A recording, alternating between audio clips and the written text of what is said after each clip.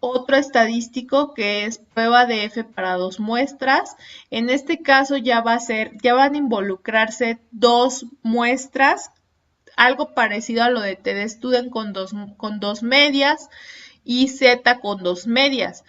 Sin embargo, aquí lo que cambia es que aquí ya no se van a utilizar medias, aquí se van a utilizar varianzas. Entonces vamos a comparar entre varianzas. En esta sección utilizamos varianzas muestrales o desviaciones estándar para comparar dos varianzas o desviaciones estándar poblacionales.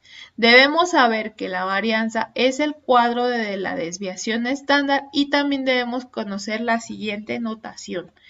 Fíjense bien, aquí en las medidas de variación, acuérdense que S es la desviación estándar muestral, S cuadrada es la varianza muestral, desviación estándar muestral al cuadrado, o aquí es la desviación estándar, también tenemos otra, que es la poblacional, y también tenemos la desviación estándar al cuadrado, que es la varianza poblacional, para que lo aprendan a identificar, y tienen que identificar en el problema cuál es la muestral y cuál es la poblacional. Acuérdense que la muestral siempre les he dicho que viene después de N, ¿ok? Siempre dan una muestra de 20 o de 30 o de 40, tiene una desviación estándar de tanto, es la desviación estándar muestral, ¿sí? Generalmente la poblacional va al inicio o al final del problema solita nada más,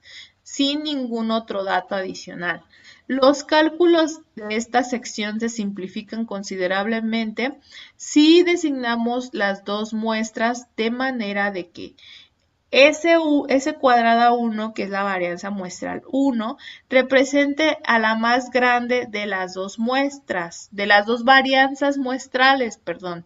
Matemáticamente no importa cuál se designe como la muestra 1, así que la vida será más fácil si permitimos que la primer varianza o la muestra 1 representa la mayor de las varianzas muestrales, como la estadística de prueba incluido en el cuadro de resumen.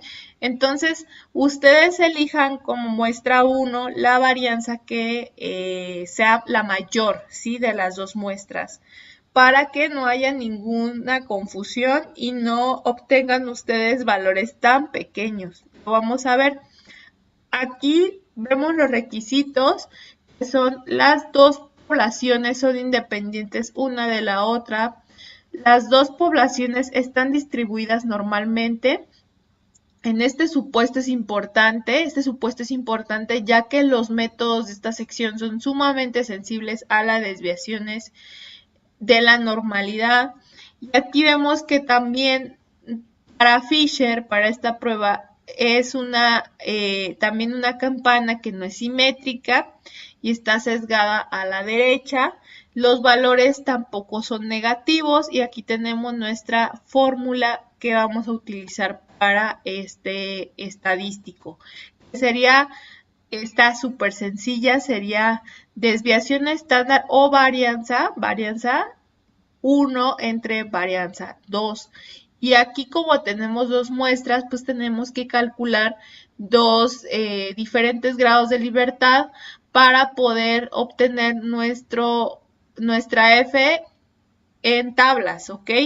Aquí hice una corrección en esta parte de la tabla que les puse, entonces por favor vuelvan a bajar para que tengan esa corrección. Aquí en este caso ustedes tienen dos opciones para hipótesis alternativa, o diferente o mayor, ¿sí? ¿Por qué no menor? Porque ustedes la pueden acomodar como mejor les convenga, dependiendo de lo que pide el problema, obviamente. Entonces aquí para diferente de, aquí ustedes tienen que buscar, voy a dejarles dos tablas, en este caso vamos a manejar una tabla con un nivel de significancia 0.05 y con un nivel de significancia 0.01, que son las más comunes. Hay más tablas de Fisher, pero en este caso vamos a manejar esas dos únicamente para que no se confundan. De todas maneras les voy a dejar en la plataforma, además de esas dos tablas, les voy a dejar un compendio de tablas que viene muy completo, en donde ustedes van a poder encontrar las de Fisher a más niveles de significancia y las de Chi cuadrada a más niveles de significancia, por si algún día las ocupan. Es bueno que las tengan. Entonces, aquí en este caso, continúo. Aquí en este caso ustedes van a tener que encontrar su F calculada y tendrán que compararla con la F de tablas al nivel de significancia, pero el mismo nivel de significancia que ustedes encuentren para el otro requisito que hay que cumplir, que sería en el primero mayor que y en el segundo menor que, tienen que encontrar su inverso del valor de tablas para poder calcularlo. Acuérdense, si cumple una con un requisito que cumpla, se acepta la hipótesis alternativa y se rechaza la nula. Si ambos no cumplen, que ambos no cumplan, se acepta la nula, ¿sí? Algo parecido a los demás estadísticos. Aquí está muy sencillo, aquí es directo, es F de tablas. Aquí se me olvidó ponerle la F0, que es como se denota la F calculada, o es como estamos denotando la F calculada. En algunas ocasiones no se pone, pero así es como la estoy denotando para que no se confundan, o más bien ya los confundí, pero aquí está muy claro. Acuérdense que del lado izquierdo, perdón, siempre va la F calculada, y del lado derecho, que acompañado de el símbolo de nivel de significancia, eso significa que se está refiriendo a la F de tablas, ¿ok? Entonces, aquí no se confunden, ¿ok? Continuamos con un ejemplo. La siguiente tabla incluye los pesos en libras de muestras de Coca-Cola clásica y Pepsi clásica. Los estadísticos muestrales se resumen en la siguiente tabla. Utilice un nivel de significancia de 0.05 para probar la aseveración de que los pesos de Coca clásica y los pesos de Pepsi clásica tienen la misma desviación estándar. Aquí tenemos nuestra tabla con los estadísticos correspondientes. Fíjense bien, aquí nosotros tenemos la media muestral y la media muestral N, que sí lo vamos a utilizar para los grados de libertad, y S, que es nuestra desviación estándar muestral para ambas muestras. Aquí, fíjense bien, nosotros la media muestral no la vamos a utilizar. No significa que porque venga la tenemos que usar. Aquí claramente nos está pidiendo que hagamos una comparación de desviación estándar, no de medias. Entonces no se equivoquen en esa parte, porque puede haber errores cuando nos presentan parámetros que en realidad no vamos a utilizar porque no nos los está pidiendo, pero como está ahí, ustedes creen que se va a utilizar y no es así. Por eso tienen que leer perfectamente bien el problema.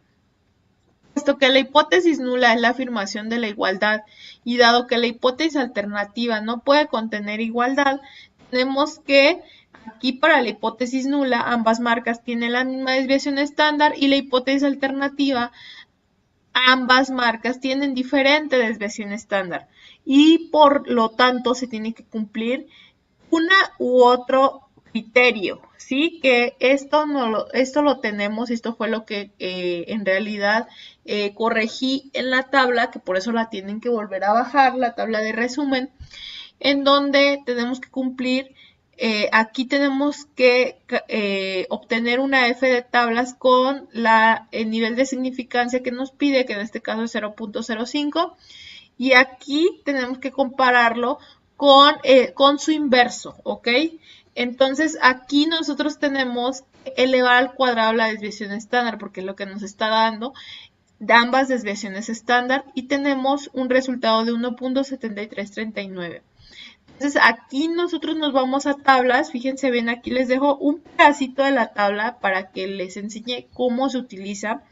Aquí tenemos en el cuadro superior izquierdo, tenemos que los grados de libertad para la muestra 1 son los que vamos a obtener en la línea horizontal y para la muestra 2 en la vertical, ¿ok? Entonces, si se dan cuenta, aquí llega hasta 30 y después va de 10 en 10 hasta infinito, ¿ok? Entonces, aquí, ¿por qué pasa esto? Porque los valores comienzan a repetirse, entonces ya no tiene sentido poner de uno en uno, porque los valores son similares o muy parecidos o iguales inclusive.